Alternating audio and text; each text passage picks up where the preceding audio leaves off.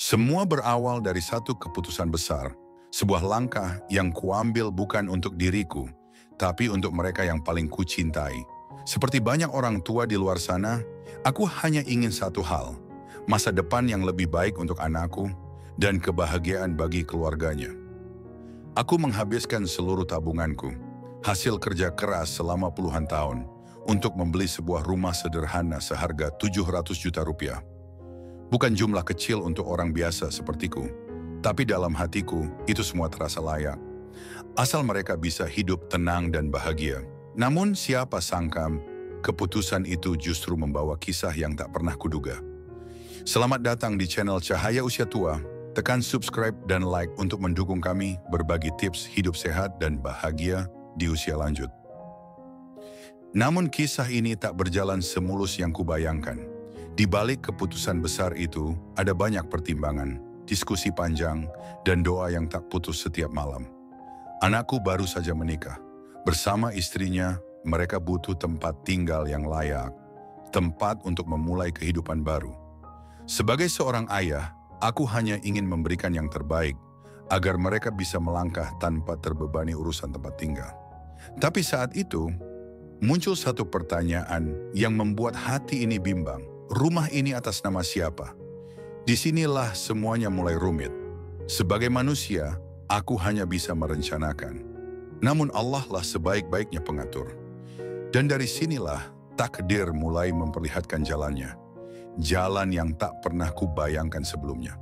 Karena berbagai alasan, baik itu alasan administrasi, kredit maupun aturan kepemilikan rumah di kota tempat kami tinggal, akhirnya kami sepakat bahwa rumah itu akan didaftarkan atas nama anakku saja. Aku tidak mengira bahwa keputusan ini kelak akan membawa masalah besar. Pada saat pembelian, aku membayarkan seluruh uang muka dan sisa pembayaran. Semua dokumen, transaksi, bukti transfer dan kwitansi atas namaku, namun rumah itu secara hukum terdaftar atas nama anakku. Aku percaya pada anakku dan percaya bahwa keluarga yang baru dibangun ini akan saling menjaga dan menghormati. Aku juga percaya pada menantuku yang selama ini bersikap baik kepada kami meski belum terlalu lama mengenal kami. Namun kadang kepercayaan itu diuji bukan oleh orang luar, melainkan dari dalam keluarga sendiri. Setelah rumah jadi dan mereka menempatinya, aku pun turut tinggal bersama mereka untuk beberapa waktu. Aku pikir, selama aku masih sehat dan bisa membantu, aku ingin menemani mereka, membantu menata rumah baru, dan menikmati kebersamaan sebagai keluarga besar. Namun keadaan mulai berubah tak lama setelah itu. Menantuku, yang awalnya bersikap ramah dan hormat, mulai menunjukkan perubahan sikap. Ia sering mengeluh soal kehadiranku di rumah, menganggap aku terlalu banyak ikut campur dalam urusan keluarga kecil mereka. Ia juga mulai membatasi waktu kebersamaan, dan bahkan menegur anakku jika aku terlalu lama berada di ruang keluarga atau dapur. Pada awalnya, aku tidak terlalu ambil pusing. Aku pikir, ini adalah proses penyesuaian keluarga baru, dan aku berusaha mengalah demi menjaga keharmonisan. Namun perubahan sikap itu semakin tajam. Sampai suatu hari, menantuku mendatangiku dengan wajah tak ramah dan berkata bahwa aku tidak lagi diinginkan tinggal di rumah itu. Ia meminta, bahkan menuntut, agar aku segera angkat kaki dari rumah yang telah kubeli dengan seluruh tabunganku. Anakku di bawah tekanan istrinya hanya bisa menunduk dan tak mampu membelaku. Hatiku remuk, bukan hanya karena diperlakukan seperti itu, tetapi juga karena dikhianati oleh darah dagingku sendiri. Aku mencoba mencari jalan tengah, meminta mereka mempertimbangkan kembali, namun menantuku bersikeras. Ia bahkan berkata bahwa rumah itu sepenuhnya milik mereka, dan aku tak punya hak sedikit pun untuk tinggal di sana. Aku tersadar bahwa aku tidak memiliki bukti kepemilikan rumah, meski akulah yang membayar semua biaya. Hanya ada namanya di sertifikat, dan aku hanya punya bukti transfer dan dokumen pembayaran. Namun, dalam hukum, sertifikat kepemilikan adalah segalanya. Aku pun akhirnya keluar dari rumah itu, dengan hati hancur dan perasaan dikhianati. Namun aku tidak menyerah begitu saja. Aku mengumpulkan semua bukti pembayaran, dokumen transfer, dan korespondensi yang berkaitan dengan pembelian rumah itu. Aku berkonsultasi dengan pengacara, menceritakan seluruh kronologi kejadian. Pengacara itu bilang bahwa kasus seperti ini sering terjadi, terutama di kota-kota besar di Tiongkok. Banyak orang tua yang membeli rumah untuk anaknya, namun karena berbagai alasan, rumah itu didaftarkan atas nama anak atau menantu. Dan ketika terjadi konflik, orang tua seringkali kesulitan membuktikan hak mereka. Namun pengacara itu juga bilang, jika aku bisa membuktikan bahwa seluruh dana pembelian rumah berasal dariku dan tidak ada niat untuk memberikan rumah itu sebagai hadiah atau hibah, maka aku masih punya peluang untuk menuntut hakku. Terutama jika tidak ada perjanjian tertulis yang menyatakan bahwa dana pembelian rumah itu adalah hadiah untuk anak dan menantu. Aku pun memberanikan diri menuntut ke pengadilan, menuntut pengakuan atas hakku atas rumah itu, atau setidaknya pengembalian dana yang telah aku keluarkan. Proses hukum itu tidak mudah dan cukup menguras emosi. Anak dan menantuku menuduhku serakah, tidak rela melepas rumah untuk kebahagiaan mereka. Namun, aku hanya ingin keadilan. Aku tidak pernah berniat mengambil rumah itu seluruhnya, tetapi aku juga tidak rela jika apa yang menjadi hasil kerja kerasku dirampas begitu saja tanpa penghargaan. Di sidang pengadilan, aku menyerahkan seluruh bukti transfer, dokumen pembayaran, serta rekaman percakapan yang menunjukkan bahwa aku adalah pihak yang membayar seluruh biaya pembelian rumah. Pengadilan pun memeriksa dengan seksama, menanyakan apakah ada perjanjian tertulis mengenai kepemilikan rumah. Anak dan menantuku tidak bisa menunjukkan bukti bahwa uang itu adalah hadiah, apalagi hibah untuk mereka. Rumah memang terdaftar atas nama anakku, tetapi seluruh dana berasal dari aku. Hakim pun menimbang fakta-fakta tersebut. Dalam pertimbangan hukumnya, hakim menyatakan bahwa dalam kasus seperti ini, pengadilan akan melihat pada sumber dana dan niat para pihak. Jika tidak ada bukti bahwa dana diberikan sebagai hadiah, dan jika ada bukti kuat bahwa seluruh dana berasal dari satu pihak, maka pihak itu masih memiliki hak atas properti tersebut, meski namanya tidak tercantum di sertifikat. Mendengar hal itu, anak dan menantuku langsung terdiam. Mereka tidak menyangka aku akan memperjuangkan hakku sejauh ini, dan mereka juga tidak menyangka bahwa bukti-bukti yang aku kumpulkan begitu kuat.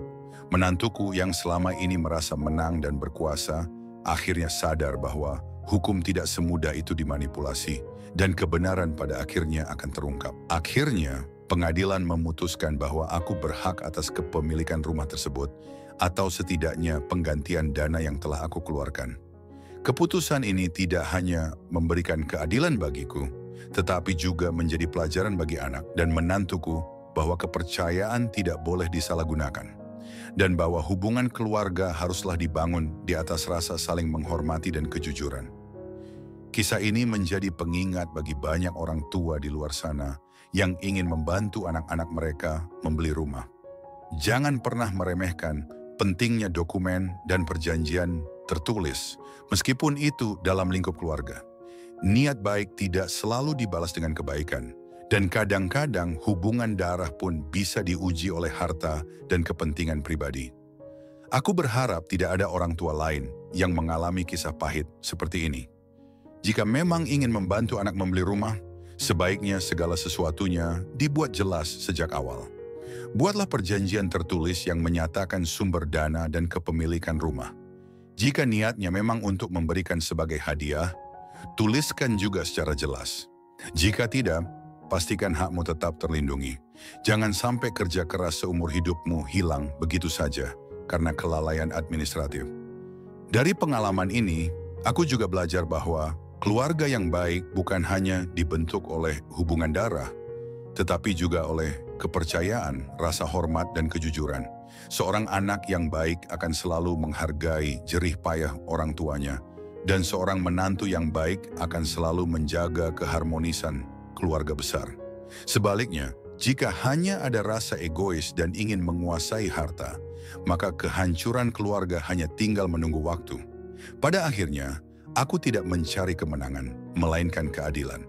Aku ingin anak dan menantuku belajar dari kejadian ini, bahwa hidup bukan hanya soal memiliki, tetapi juga soal memberi dan menerima dengan tulus. Aku berharap setelah semua ini, mereka bisa lebih menghargai arti keluarga dan tidak mengulangi kesalahan yang sama. Bagiku, rumah itu hanyalah simbol dari hasil jerih payah dan kasih sayang seorang ayah kepada anaknya. Namun, ketika kasih sayang itu dikhianati, aku pun harus memperjuangkan hakku. Bukan karena aku tidak rela, tetapi karena aku ingin mereka belajar bahwa kepercayaan tidak boleh disia-siakan. Kini setelah semua proses hukum selesai, aku memilih untuk memulai hidup baru. Aku belajar untuk memaafkan meski tidak melupakan. Aku juga berharap hubungan kami suatu hari nanti bisa membaik, meski luka ini mungkin tidak akan pernah benar-benar hilang.